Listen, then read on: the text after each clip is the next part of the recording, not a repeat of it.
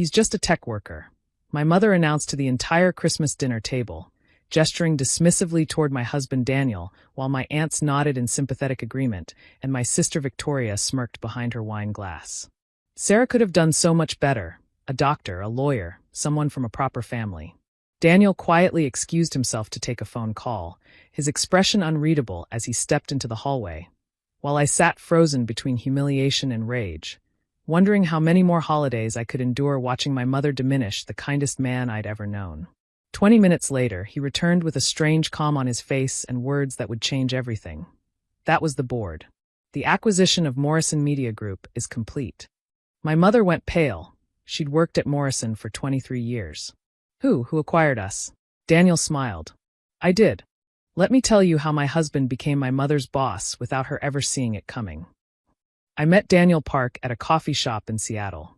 He was sitting alone, laptop open, wearing a faded university hoodie and jeans that had seen better days. I was waiting for a blind date who never showed. Set up by my mother, naturally, with the son of someone appropriate from her social circle. Daniel noticed me checking my phone repeatedly and offered a sympathetic smile. Stood up. Apparently. His loss. He gestured to the empty chair across from him. I'm just debugging code, but the company's better than talking to yourself. I sat down. We talked for 4 hours. He told me he worked in tech, software stuff, he said vaguely. He'd started a small company with college friends, was trying to grow it into something sustainable. He loved hiking, made terrible puns, and listened when I talked like what I said actually mattered. I told him about my job teaching elementary school, about my complicated family, about my mother's endless disappointment that I hadn't become a lawyer like my sister or married someone impressive enough to make up for my career choices. What would make someone impressive enough, he asked. Rich. Connected. The kind of person she could brag about at her book club. And what would make someone impressive to you? I thought about it. Kind. Genuine. Someone who sees me, not my family's expectations. He smiled. I can work with that. We dated for 2 years before I introduced him to my family. I'd been protecting him, and myself, from the inevitable judgment. My mother, Patricia Ashworth, had spent 60 years cultivating an image of upper-middle-class respectability. She worked as a senior editor at Morrison Media Group, a regional publishing company that produced magazines, local news content, and corporate communications. It wasn't glamorous, but it was prestigious enough in her circles. My sister Victoria had married an orthopedic surgeon and lived in a house that could be featured in design magazines. My brother Thomas was a partner at a law firm.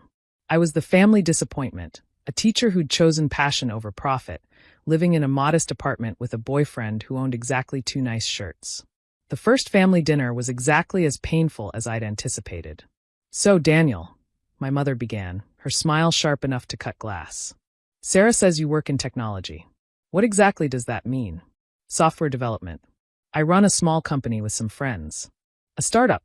She said the word like a diagnosis. How brave. And your family? What do they do? My parents owned a dry cleaning business in Portland. They're retired now. The silence that followed was devastating. My mother's expression shifted through disappointment, pity, and something that looked almost like grief, as if I'd deliberately wounded her by choosing someone so thoroughly ordinary. Well, she finally said, I'm sure you're very hardworking. The condescension dripped from every syllable. Daniel handled my family with grace I didn't deserve. He never complained about the pointed questions, the subtle exclusions, the way my mother consistently forgot his name and called him Sarah's friend, even after we were engaged. He attended holiday dinners, brought thoughtful gifts, and remained unfailingly polite while being treated as a mild embarrassment. Doesn't it bother you? I asked after one particularly brutal Easter, where my mother had spent 20 minutes comparing him unfavorably to Victoria's husband. Your mother's opinion of me doesn't change who I am, he said simply. And it doesn't change how I feel about you. She's cruel to you. She's scared for you. She has a narrow definition of success, and I don't fit it. That's her limitation, not mine. You're more generous than she deserves. He shrugged. Generosity isn't about what people deserve. It's about who you want to be.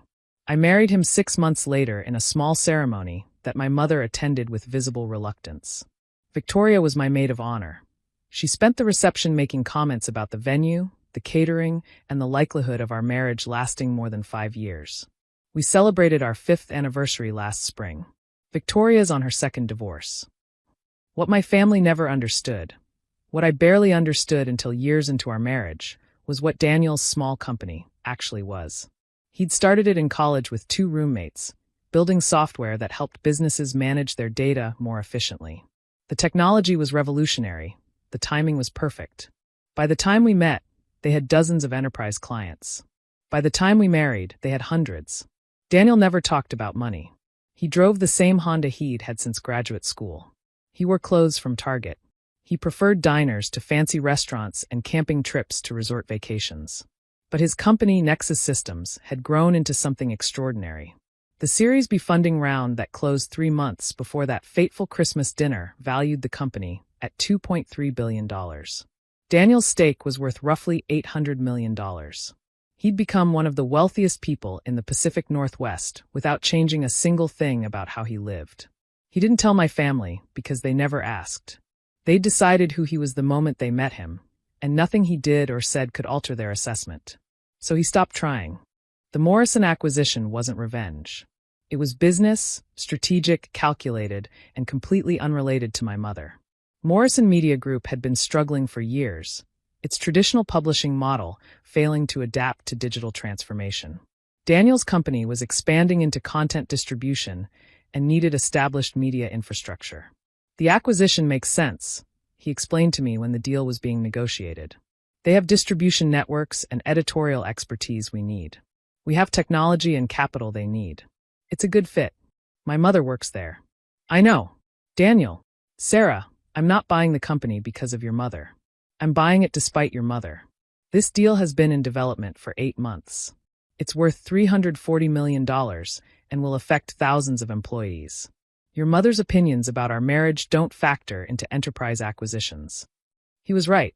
The deal made sense independently of family drama. But some part of me couldn't help wondering what would happen when worlds collided. Christmas answered that question. The dinner started predictably.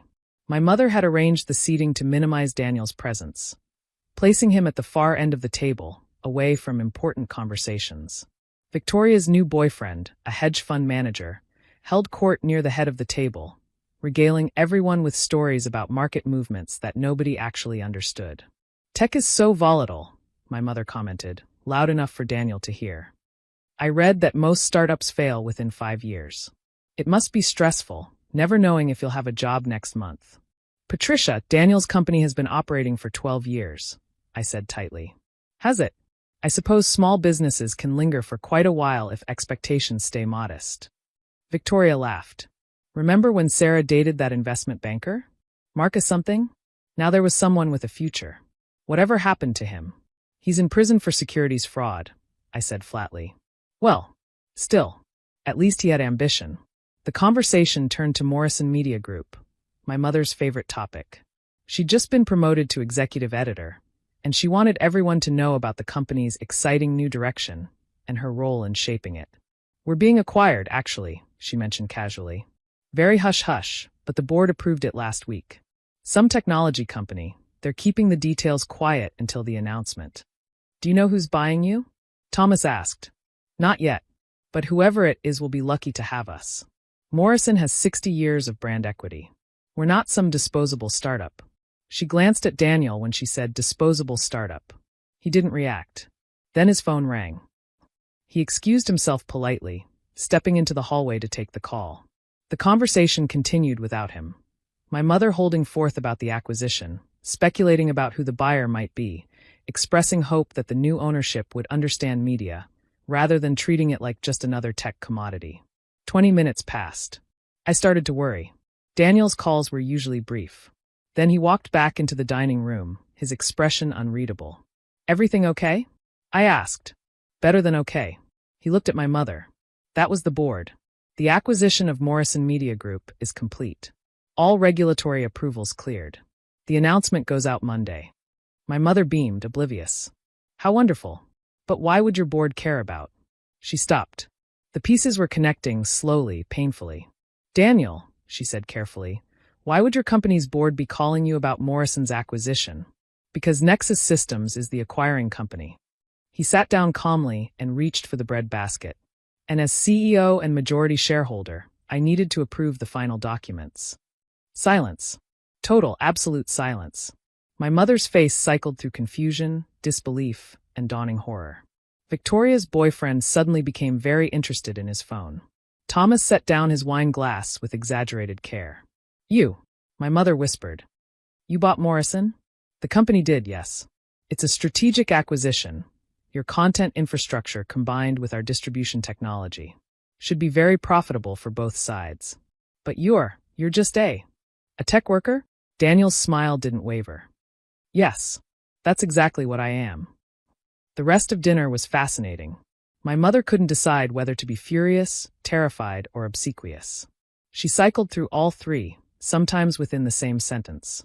Victoria attempted damage control, suddenly discovering virtues in Daniel she'd never noticed before. Thomas asked careful questions about the acquisition terms, his lawyer's mind calculating implications. Daniel answered everything with patient professionalism. He explained the company's vision for Morrison, the planned investments in digital infrastructure, the commitment to preserving editorial independence. He was respectful, thorough, and completely in control. Not once did he mention the years of insults, the dismissive comments, the systematic diminishment my family had subjected him to. Not once did he gloat or threaten or leverage his new power for petty revenge. He simply let reality speak for itself. After dinner, my mother cornered me in the kitchen. Sarah, you have to understand, I never meant. You meant every word, Mother. For years. You called him just a tech worker tonight. An hour ago. I didn't know. You didn't want to know. You decided who Daniel was the moment you met him, and you never reconsidered. Not when he was patient with your rudeness. Not when he showed up for every holiday despite being treated like an embarrassment. Not when he made me happier than I've ever been. I was worried about you. You were worried about appearances.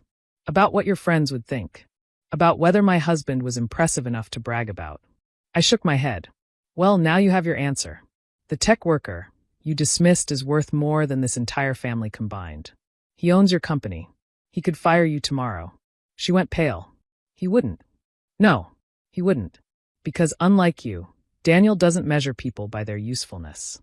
He's a genuinely good person, and you've spent 5 years treating him like a disappointment. I walked away before she could respond. Daniel found me later, sitting alone on the back porch. Your mother apologized to me, he said, sitting beside me. 3 times. Once for each course of dessert. I'm sure she was very sincere. She was terrified. There's a difference. Does it bother you? That she only respects you now because you have power over her. He thought about it. It would bother me if I needed her respect. I don't. I needed yours, and I've had that from the beginning. You could fire her. After everything she said. I could. But then I'd be the person she always assumed I was. Someone who uses power for petty revenge. I'd rather be the person who proves her wrong by being better than that. I leaned into him, watching the Christmas lights twinkle across my parents' perfectly manicured lawn. I love you. I know. He kissed my forehead. That's why I married beneath myself. I laughed despite everything. Your mother's going to be insufferable now, he added. Bragging about her son-in-law the CEO to everyone who'll listen. At least she'll finally remember your name. Progress. The acquisition announcement made regional news. Morrison Media Group employees received the information with cautious optimism. The new ownership promised investment rather than cuts, growth rather than decline. My mother became insufferably proud of her connection to Nexus Systems, telling anyone who'd listen about her brilliant son-in-law and his visionary leadership. She never apologized sincerely. She never acknowledged what she'd done wrong. She simply rewrote history, pretending she'd always recognized Daniel's potential. I let her. Some battles aren't worth fighting. What mattered was that Daniel remained exactly who he'd always been.